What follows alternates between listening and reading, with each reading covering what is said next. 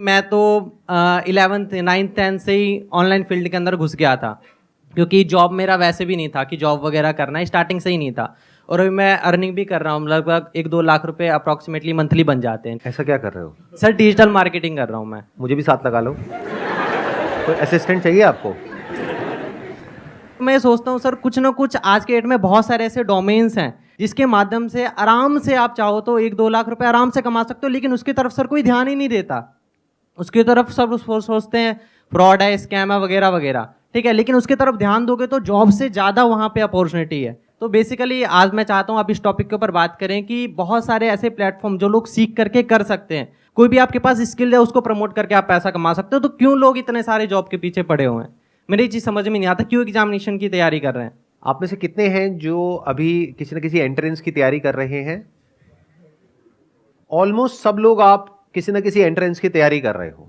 अब मेरा आप लोगों से क्वेश्चन है, इनका ये कहना है कि मार्केट में इतनी सारी अपॉर्चुनिटीज हैं, तो फिर आप एक इतने कॉम्पिटिटिव वर्ल्ड में क्यों एंटर कर रहे हो, जहां पर के पहले तो एंट्रेंस को क्रैक करना इज नेक्स्ट टू इम्पॉसिबल, उसके बाद में अच्छी जगह पर जॉब मिलना इज नेक्स्ट टू इम्पॉसिबल, उसके बाद में उस जॉब को रिटेन करना भी आने वाले टाइम में और मुश्किल होने वाला है। Why are you doing that? I am just curious to know. कोई है आप में से जो बोलना चाहेगा, जवाब देना चाहेगा? रिस्क नहीं होता बिल्कुल, मुझे ऐसा लगता है। तो रिस्क जहाँ पे आ जाता है ना, तो वो चीज़ उसमें भी काफ़ी वो हट जाता है। और अगर जिस चीज़ में रिस्क ना हो उसमें सब सपोर्ट करते हैं, फिर हम सोचते हैं सब सपोर्ट ही करें तो ठीक ही होगा, इस यहाँ पे जा रहे हैं तो हम। इन्होंने कहा कि हम एंट्रेंस के लिए इसलिए जाते हैं क्योंकि वहां पर उस पाथ पर कोई रिस्क नहीं होता है। क्या ये सच है, झूठ है? कितने एग्री करते हैं इनकी बात से? तो जब रिस्क है और बहुत रिस्क है, क्योंकि लाखों बच्चे अप्लाई करते हैं, उसमें से कुछ का होता है, ये बात हमको पता है, तो फिर क्यों इस पाथ को आप चुनते हो? जब यहां पे रिस्क भी है और कोई श्योरिटी भी नहीं है, तो क्यों इस पाथ को चुनते हो? क्यों कुछ और एक्सप्लोर नहीं करते हो? सर पैसे की बात करेंगे, रिस्क की बात करेंगे, तो जितना बिजनेस नॉर्मली स्टार्ट किया था उससे कई गुना ज़्यादा पढ़ाई में लग जाता है। कितना लग जाता होगा? आप में से कोई बताएगा? जो लोग एंट्रेंस की तैयारी कर रहे हैं, नियर अबाउट कितना पैसा लग जाता है? कोचिंग की फीस 6-7 लाख होती है सर। कोचिंग की फीस 6-7 लाख होती है? जी सर, फिर जी में सर 6-7 ले लेते हैं। नहीं नहीं, 6-7 लाख थोड़ी होती है। Yes sir. मुझे आइडिया नहीं है, मैं सीरियसली पूछ रहा हूं। मतलब एवरेज फीस क्या होती है कोचिंग की एक साल की? 2 से 3 लाख सर। 2 से 3 लाख रुपए साल की, तो मतलब 2 साल की हो गई 5 से 6 लाख रुपए। तो 6 लाख लगाने के बाद में होने की क्या पॉसिबिलिटी है और नहीं होने की क्या पॉसिबिलिटी है? 99% है कि तो नहीं होगा सर। 99% है कि नहीं होगा। Yes sir.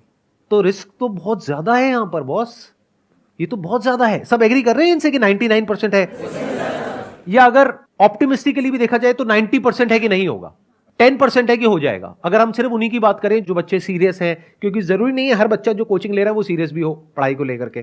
तो मैं कह रहा हूं वो बच्चे जो ब्रिलियंट हैं, एफर्ट भी पूरा कर रहे हैं और डिजर्व भी करते हैं, तब भी जो पॉसिबिलिटी है आपके सिलेक्शन होने की अच्छी जगह पर, वो 10% है। 90% है कि नहीं होगा? Yes sir, और जब नहीं होगा तो क्या होगा? What is your backup plan? Private college sir. तो वहां भी पैसा लगेगा या वहां पे फ्री में पढ़ाई है? पैसा लगेगा। कितना पैसा लगता है? 4 साल का नियर अबाउट कितना पैसा लग जाता है? 20 लाख रुपए।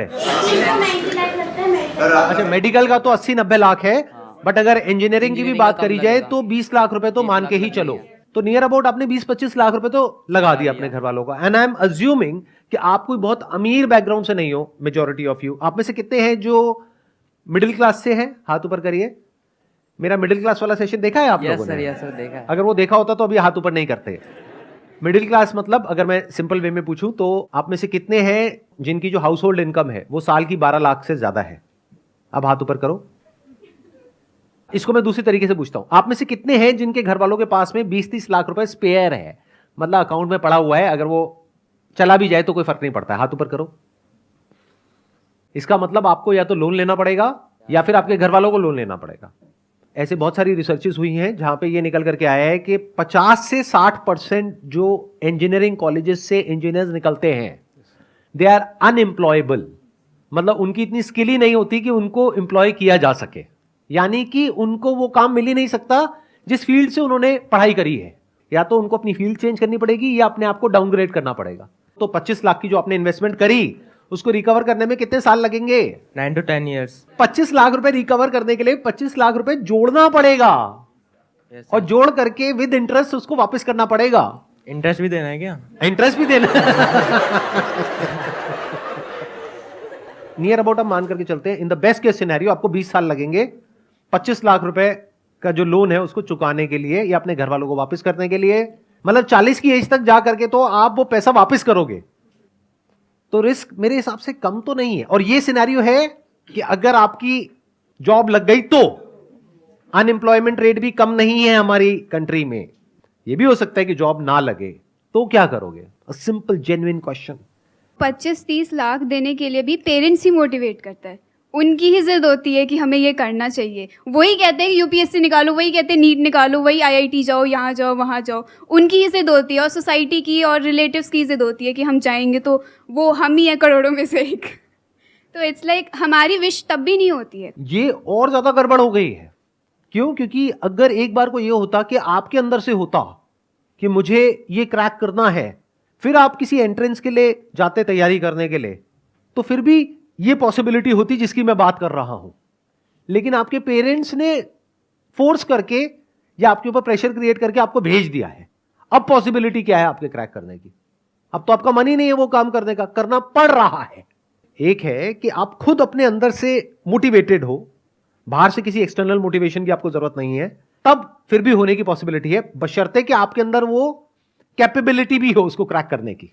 लेकिन अगर आपका खुद का ही मन नहीं है, लेकिन पेरेंट्स का प्रेशर है, सोसाइटी का प्रेशर है, उसकी वजह से आप जा रहे हो, तो वहां जाकर के क्या करोगे? बहाने ढूंढोगे क्लास बंक करने के, टाइम पास करने के तरीके ढूंढोगे, रात को बैठ करके वीडियो गेम्स खेलोगे, या क्या करोगे वो मुझे बताने की जरूरत नहीं है डिटेल में, आपकी हंसी से पता लग रहा है। घर वालों को तो ये लगता है कि मेरा बच्चा तो पता नहीं क्या कर जाएगा, अगला सुंदर पिचाई यही है, हमारे घर में ही पैदा हुआ है। लेकिन आपको तो पता है ना अंदर से आप क्या हो। तो इसका मतलब क्या है? वो पैसा पूरी तरीके से बर्बाद होने वाला है। बड़ा नुकसान किसका है, आपके पेरेंट्स का या आपका? क्यों? आपका क्यों है? जवाब दो। सर हमारे लिए टाइम भी उतना ही वैल्यूएबल है पैसों से भी, क्योंकि अगर हमारा पैसे तो हमने पेरेंट्स ने लगा दिए और हमने टाइम भी वेस्ट कर दिया, बट हमारा जो टाइम चला गया वो टाइम अब नहीं आने वाला। तो आपका टाइम वेस्ट हो जाएगा, दैट इज 1। 2, फिर एक ऐसा टाइम आ जाएगा जब जा करके आपको कोई भी जॉब होगी, कैसी भी जॉब होगी, लेनी पड़ जाएगी, करनी पड़ेगी। इतना प्रेशर आ जाएगा पीछे से। तो नुकसान अल्टीमेटली किसका हुआ पूरी लाइफ के लिए? हमारा ही होगा। आपके पेरेंट्स का तो पैसों का नुकसान हुआ, आपकी तो लाइफ ही खराब हो गई। तो अब बताओ इस प्रॉब्लम का सॉल्यूशन क्या है? लगाओ दिमाग। और अभी तो मैंने एआई के बारे में तो बात ही नहीं करी है कि एआई का एजुकेशन के ऊपर क्या असर आने वाला है और जॉब मार्केट पे क्या असर आने वाला है, उसके बारे में तो मैंने बात ही नहीं करी है। सर इस प्रॉब्लम का जो सॉल्यूशन है, मुझे जो लगता है हर जगह आपको ट्राई करना चाहिए। जैसे मैं खुद बताऊँ तो मैं 10 इयर्स जब था 10 साल का, तब मैं यूट्यूब ट्राई किया, फिर मैं गेमिंग में एंटर किया, फिर मैंने ई स्पोर्ट्स भी खेला, फिर मैं एक sir professional level under 16 cricket career भी चूज़ किया था मैंने। वहाँ पर sir due to physical issues वहाँ पर मैं नहीं कर पाया। बाकी सर अब मैं आया हूँ इस डिजिटल मार्केटिंग के एरा में। यहाँ पर sir 3-4 sources of income already मैंने बिल्ड कर लिया है, जिससे कि मेनली मेरा 50 to 1 लाख रुपीज़ महीने का जनरेट होता है। अभी आपकी एज कितनी है? 15.5 ऑलमोस्ट लाइक 16 राउंड फिगर। 16 साल। Yes sir. तो आपके घर वाले खुश हैं? बिल्कुल खुश होंगे सर। 16 साल का लड़का घर में सर 1 लाख रुपए अगर महीने का दे रहा है तो खुश तो होंगे ही। लेकिन मेरा सजेशन आपको ये है, प्लीज डोंट माइंड इट, कि अभी ये जो क्विक आपको सक्सेस मिली है ना, इसको दिमाग पे मत चढ़ने देना, नहीं तो बहुत गड़बड़ हो जाएगी। ये मत समझने लग जाना कि मैं 50,000 रुपए, लाख रुपए महीने का कमा रहा हूं, क्योंकि ये कोई फिक्स नहीं है। आज आप कमा रहे हो, कल कम भी हो सकता है, जीरो भी हो सकता है। तो always keep your feet on ground and be prepared for all kinds of situations. जो आप कर रहे हो वो सही है। सर एक छोटी सी प्रॉब्लम है, जैसे कि अभी मैंने टारगेट लिया कि मुझे मंथली का 1 लाख करना है, तो वो मैंने 1 बार 2 बार टारगेट को अचीव कर लिया। बट सर जब मैं नेक्स्ट अब टारगेट को अपना बड़ा करता हूँ, जब उसको इंक्रीज करता हूँ थोड़ा सा, तो सर वो कंफर्ट जोन वाली फीलिंग आने लगती है। मन में ये होता है कि अरे पहले भी तो किया है, अब भी कर लेंगे। तो उस चीज़ को मैं कैसे टैकल कर सकता हूँ सर? आप कुछ ज़्यादा ही अलग लेवल का क्वेश्चन पूछ रहे हो, यहाँ पे बाकी लोग उल्टी कर देंगे, उनके मुंह से झाग निकलने लग जाएगा। क्या बोल रहे हो आप? ये बेचारे अभी अपना पता नहीं कितने साल कितनी तैयारी करने वाले हैं, उसके बाद जाकर के कोई पैकेज लगने वाला है, और आप कह रहे हो कि सर लाख रुपए में मैं कंफर्ट जोन में चला जाता हूँ। सर कोई ऐसा रास्ता बताओ कि मैं ना 2 लाख रुपए अचीव कर जाऊँ। बस भाई बस, इतना लालच नहीं करते, बहुत है अभी इस एज के हिसाब से। आगे जैसे जैसे एज बढ़ेगी अपने आप ही रास्ते खुलेंगे। Please have a seat. But ये बात मेरी हमेशा याद रखना, ये जो टेम्पररी सक्सेस है इसको दिमाग पे मत चढ़ने देना, गड़बड़ हो जाएगी। Sure sir. तो एक सॉल्यूशन हमको दिखा यहाँ पर। अब ये सॉल्यूशन कितना जेन्युइन है कितना नहीं है, I can't comment on that, क्योंकि मुझे नहीं पता कि एक्चुअल में कितना कमा रहे हैं कितना नहीं कमा रहे।